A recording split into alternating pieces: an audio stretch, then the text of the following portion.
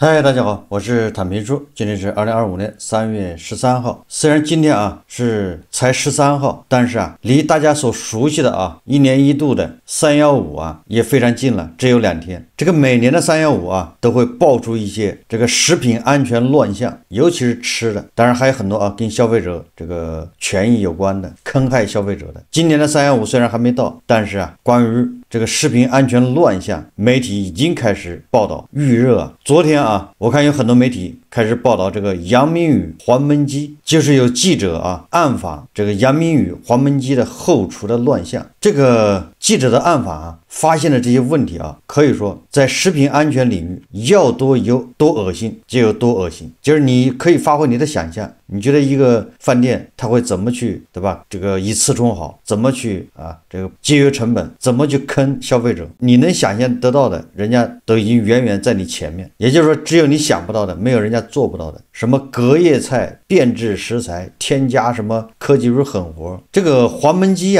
我想很多人都知道，对吧？点外卖的时候点的最多的恐怕就是黄焖鸡，大街上各种招牌的黄焖鸡也非常多。这个黄焖鸡在应该5-6年前或者6-7年前，那时候我还经常吃。我记得那个时候我正好在北京创业做本地生活那个时候也是大街小巷都是各种黄焖鸡这个阳明宇黄焖鸡恐怕我也吃过，我还专门去看他那个介绍，就是各种黄焖鸡，我有点印象就是那个黄焖鸡好像是山东什么一种谁发明的什么一种特制的吃法。这个黄焖鸡怎么在全国火起来的，这个我也不太清楚，怎么在北京火起来的也不太清楚。突然一夜之间一阵风流行黄焖鸡，然后出来的品牌也非常多，各种品牌的黄焖鸡。这个阳明宇是最火的一个，是不是这个黄焖鸡的创始人就是他们姓杨的？我好像有点印象吧。这次有媒体盯上了阳明宇黄焖鸡，有记者去多家阳明宇黄焖鸡那个加盟店去暗访，他们有的去应聘后厨这个新京报他的记者暗访了多家阳明宇黄焖鸡米饭加盟店，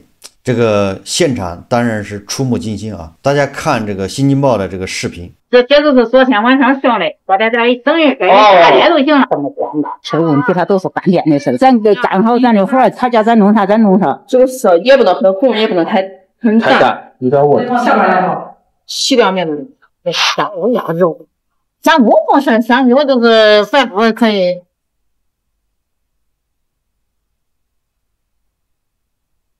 阳明宇黄焖鸡米饭创立于2011年，这家被誉为中国餐饮品牌成功典范的连锁企业，却频频爆出食品安全问题。到底这道国民快餐的食品安全状况如何？记者近期随机暗访了多家加盟店，在河南商丘和郑州的3家门店暗访期间，记者发现部分食材存放时间已超2天，甚至出现发酸变质的情况。店员却仍在继续使用这些食材加工餐品。它上面的闻着，它上面有的闻着有点酸，夹子接了包包的，有点味。下边来吧，洗两面的。那年夜洗完之后都没味了。记者在暗访期间发现，部分门店的店员会将顾客食用后的剩菜回收清洗，从中挑出香菇等食材进行2次加工再售卖。阿姨，好完了。不要这香菇要肉，香菇直接可以用，肉都不要。这是多少钱了？咱不放香油都是反复可以。不要知道这些富裕。这是剩了是吧？没了，青菜没了。在汤糟的吧你？汤凝固了。凝固做两天以后，这一天我是摊完。好几个香菇啥的都担心这个扔了浪费，都让我放回去了，但是我还是有点担心这个吃出问题了。没事嘛，这吃问题他都是干店的事，他跟你干活有啥关系？咱给干好咱的活，他叫咱弄啥咱弄啥，他叫咱咋干咋干。找他也是找老板的麻烦，他不会找你的麻烦。在商丘一家门店暗访时，记者发现该店主打菜品牛腩包，使用食材是隔夜发黑的牛肉。在制作过程中，店员在隔夜发黑的牛肉中加入1勺色素。原本不新鲜的牛肉迅速变为鲜红色。把这个肉倒热，然后它这个刚好是不要辣的，长一点点这个，然后和上芡粉就好了。啥时候长这个颜色？过1小时就完了。这个色就是不能也不能很红，也不能很淡。它这个一放就颜色就好了。对。牛腩包光做外卖，干有1年了嘛，没做啥事，一个人6月这么收入吧，这边。记者从杨明宇黄焖鸡总部了解到，这家店所做的牛腩包，并非杨明宇旗下的菜品。牛肉包没法做，只能做杨明宇旗下的所有产品，不用抱有这种侥幸的心理去上你的东西。黄焖鸡讲究现炖现做，但在暗访的部分门店，记者发现所谓现做竟变成了卖隔夜菜。这都是昨天晚上上的。哦。这来人了，他要大份了，就是搁在这一省人给大爷都行了。这是新蒸是吧？那不是，这是昨天晚上上，一会儿加热一下。昨天下的，这鸡肉昨天这不是严哥俺中午上午没干嘛？压完了50斤肉，这就晒成那样了。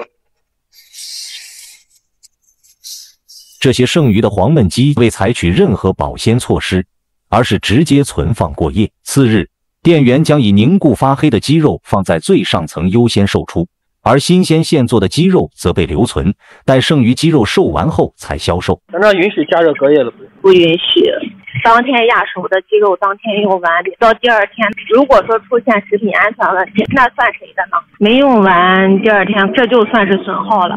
记者在暗访期间发现，这3家门店在招聘时均未要求提供健康证，店内员工大多也未持有健康证便直接上岗。他这不需要健康证，他不问你要的。杨明宇黄焖鸡总部工作人员表示，食品安全总部实行严格监管，并安排各地区负责人巡查加盟店的卫生状况。然而，记者在暗访期间并未看到巡查人员对门店的卫生和食材进行检查。地区负责人有的时候会有巡店，你包括市场部的也会有巡店。在郑州的门店，后厨的操作更加混乱，店员会将一整块火锅底料连同塑料包装一起投入锅中翻炒，然后这个时候等它都化开了，然后弄出来是吧？就是火锅底料。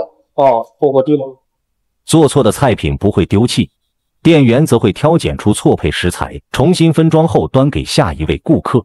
反正给那猪肉也吃了，大小都得想安人，一个都不能要。你万一弄人点的没有猪肉，你给人家粘过去，哎，我点的黄焖鸡这里头有猪肉啊，人家说那是剩饭，他给你吹点儿。哟，那猪肉咋了？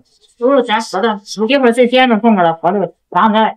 除了上述问题，这3家杨明宇黄焖鸡门店的后厨还存在多种卫生安全问题。员工在制作菜品时抽烟，徒手接触食材，外卖单丢在做好的鸡肉上，生肉随意扔在垃圾桶上。不是气罐倒这没事。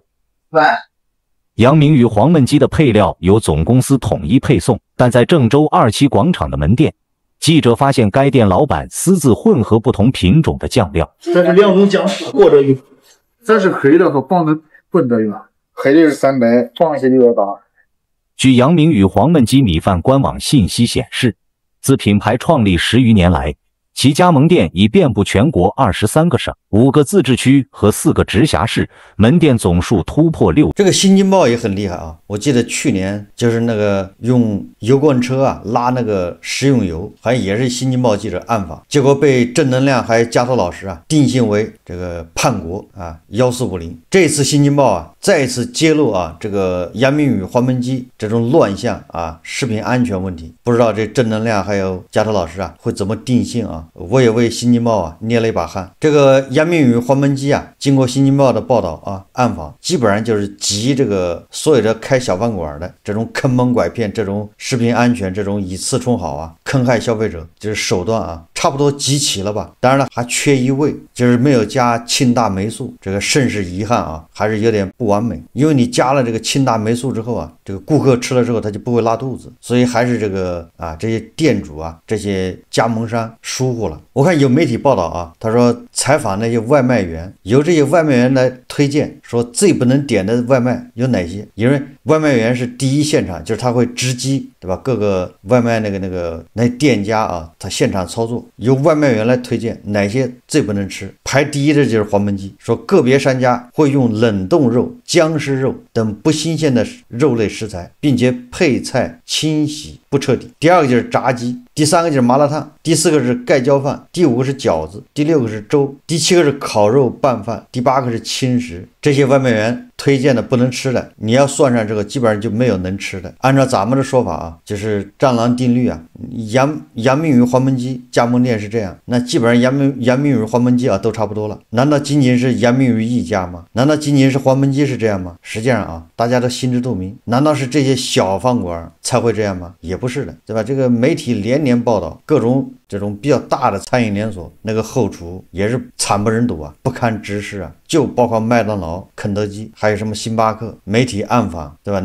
这种报道也非常多啊。说来说去什么意思呢？也就是像这种食品安全问题啊，它不光是小饭馆这样，大饭店也一样，只不过是这个程度啊有所不同。而小饭馆更严重一点，这个大的饭店呢看起来好像好一点。同样啊，这个新京报啊把这个一披露之后啊，这个引起了监管方面的重视，什么多地市监局回应阳明鱼黄焖鸡事件，已前往现场核查处置。你一报道，马上这些监管就去查，这个好像是一个叫连锁反应啊。实际上网友啊已经见怪不怪了，包括315每年都来一次，给人感觉这315就是把这一年啊大家在饮食，对吧，食品这块的受的这个气啊，专门找个时间啊集中爆发一下就完了，提醒一下大家，这个食品安全的问题，后面就是不了了之，因为是年复一年，年年都一样，对吧？每年都报道这个食品安全问题，但是啊每年都有，所以咱们这个节目啊，关于食品安全也聊过很多回，每年都聊。关于食品安全这个啊，我现在想法也是跟以前不太一样。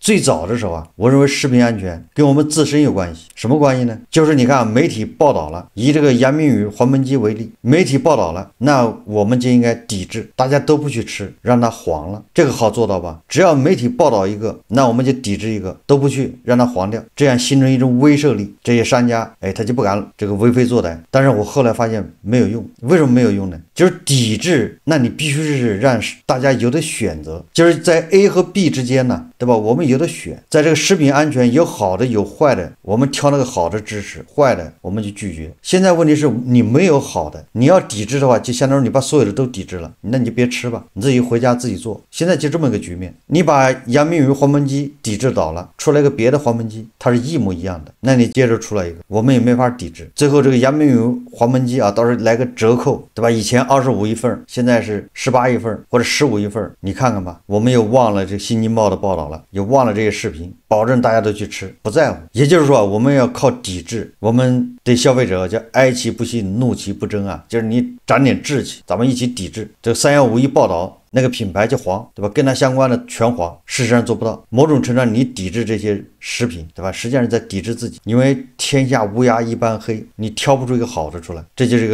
那个博洋说的吧？咱们这就是一个大酱缸啊，那抵制不行，那怎么办呢？所以咱们又转向啊，说希望这些商家，你讲点良心吧，对吧？也不是说你把这个东西搞得多好，你至少这个卫生，对吧？你不要用那些什么这个死鸡肉啊，不要用那些劣质的，对吧？你不要用那个僵尸肉，甚至啊什么别人吃过的你再回收，这些要求不高啊。我们每个商家每个经营户稍微提高一下这个道德水准，我们的这个食品安全也会提高上一个台阶，提高几个档次，对吧？我们要加大对这些商户的宣传，要加大这个惩罚，就是叫奖惩结合嘛，发现一起查处一起。事实上这也做不到，也就是你把这个小饭馆查倒了，你罚他3万，有用吗？他关门了，这个店铺转让出去，来了新的店主，他依然会这么干。咱们也想了很久啊，为什么会这样呢？实际上就是劣币逐良币啊，就是你要认真干的，对吧？你要用好的食材，你要用这个好的油，你要用好的厨师，对吧？你招的那些厨师都是能达到标准的，都有健康证，对吧？他都讲究卫生，你这些都上来之后，你就黄了，因为那些不这样做的，人家成本低，人家价格便宜，这就叫劣币猪粮币啊，最后活下来的都是这种《新京报》啊报道的这个成本已经低到极致啊！你想想，上一波客人吃剩下的，他再给回收一下，对吧？是那个变质的，对那些本来应该是当损耗处理掉的肉，对吧？接着加点什么科技狠活，哎，他这成本低啊！你要正经干，你干不过他，那你就得黄。所以有的时候你就发现，即便有小部分商家啊，经营户，他良心发现，说我也想好好的去经营。如果你要真这么干，你就完蛋了，你就只能关门，赔的裤子都没得穿，破产。我想啊，咱们社会上都流传，对吧？做包子的，哎，他不吃自己做的包子，他吃隔壁店的那个；做饺子的不吃自己做的饺子，哎，他去吃别人炸的油条；炸油条的不吃自己炸的油条啊，他去吃别人做的包子，因为他们知道自己干了些啥，那玩意儿不能吃，寄希望是别人的能吃。所谓的眼不见心不烦，反正没看见，闭着眼吃，自己做的确实不能吃，因为他知道。我想啊，咱们不以最坏的恶意啊来推测中国人。我想这些经营户、这些商户刚开始的时候也是怀揣梦想，没有人想着一上来就偷奸耍滑，就在这儿，对吧？干坏事以次中好，都想着老老实实、本本分分赚钱。但是啊，现实啊是残酷的，一旦进入了这个竞争之中啊，他就身不由己，在理想和活命之间，他肯定选择活命啊，要活下去。所以什么食品安全，那放旁边，对吧？每一个商家只要你讲食品安全，意味着你恐怕你活不下去。劣币猪粮币，这就导致什么呢？这就导致我们的媒体监督，对吧？这个监管部门的这种整治全面失效，就没有用。因为大家都一样，你媒体抓住一个两个，别人只会认为这家倒霉，你下次小心一点，对吧？你招人呢，你注意一点，你不要把那记者招进去了，对吧？那些外卖小哥来了，你挡着点，不要让人家看见，先人免进，这不就行了吗？对吧？这些经营户他不会觉得自己我做错了，不会的，他只会觉得真他妈倒霉，被人盯上了，然后监管部门再去查，有什么用呢？你发现了这些，你把它办了，罚款，狠狠的罚，有什么用呢？新开的一模一样。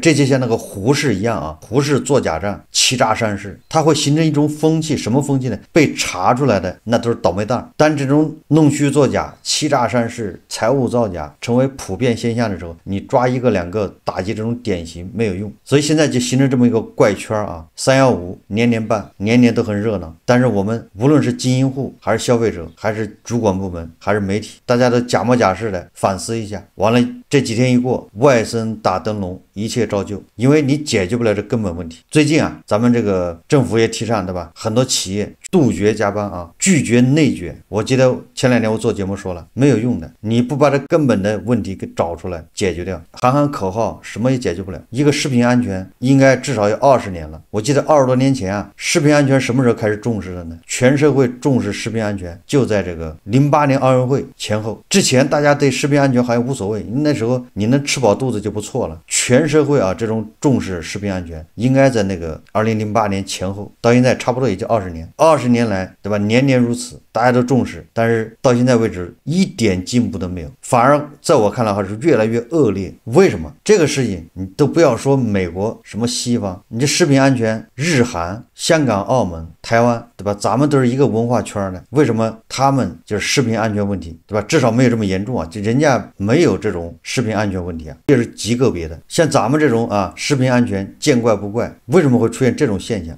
如果说我们啊跟西方的饮食结构不一样，是吧？西方人他的做法，对吧？他那个饮食习惯更容易标准化，更容易，对吧？做到这种叫管理，更容易操作。那日本的吃法跟咱是一样的，香港、澳门、台湾都差不多，人家是怎么管的？所以你不找出问题的根源，明年啊咱们还得看这些东西，后年还得看，年年看，年年恶心一回，然后就管那几天，后面就闭着眼接着吃。我记得那个有一年是吧，是康师傅还是什么，那个老坛什么酸菜面315报的，那我看这个康师傅那个什么酸菜面现在卖的不还是挺好的吗？还在卖啊，影响大家吃了吗？就影响了那么几天。那这个问题出在哪儿呢？你要说我们不重视食品安全，这个也不对，我们已经重视了20年了，要不然不可能年年，对吧？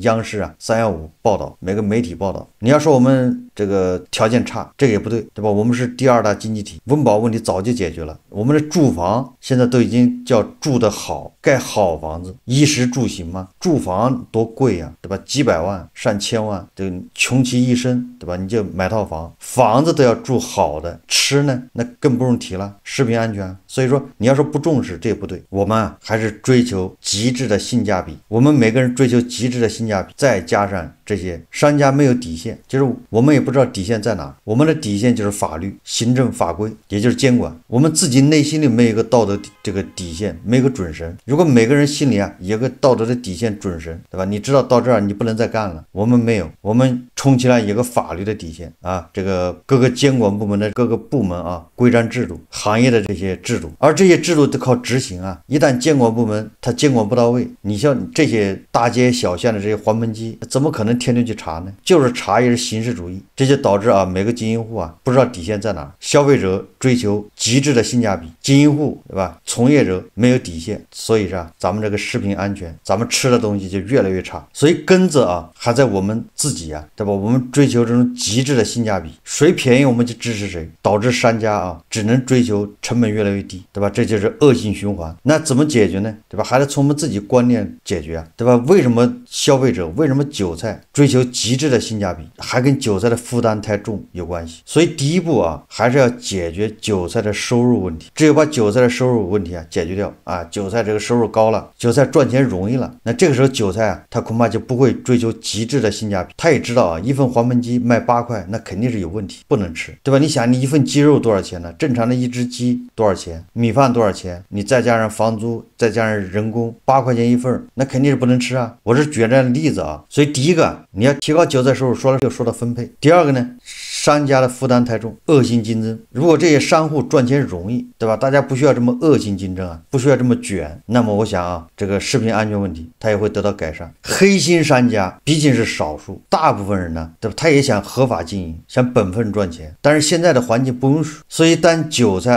不再追求极致的性价比，那这些商家才有可能慢慢的不那么卷，恶性竞争，对吧？商家的经营环境稍微好一点，所以说给商家一方面要减负，当然也要加大监管，对吧？一方面给他减负，一方面是一票否决安全问题，只要你这个店有安全问题，对吧？直接就停掉，食品安全变成一个高压线。说通俗一点就是这些商户你不用这么绞尽脑汁的以次充好，这种坑害消费者你也能赚到钱。所以说食品安全这样的问题，它不光是食品行业你其他行业都差不多有什么特别大的区别吗？说来说去就是劣币逐良币。为什么卷的根源是什么？卷的根源是大头你的利润的大头被抽走了，能拿下来分的是小头，而这个小头还越来越少，那来参与的人还多，那只能卷了。这玩意你靠唱高调没有用老百姓的负担太重，卷到了极致。所以说来说去就是卷导致的，各行各业都卷。那卷的根源是什么呢？对吧？我上一期已经说过了。所以这些根本问题不解决，无论是食品安全还是其他行业，对吧？年年如此，明年还是这样，不仅得不到改善，还会更加恶化。好，这期节目我们就聊到这里，感谢大家收看。如果喜欢我的节目，欢迎订阅转发，也可以在下方留言评论，谢谢大家。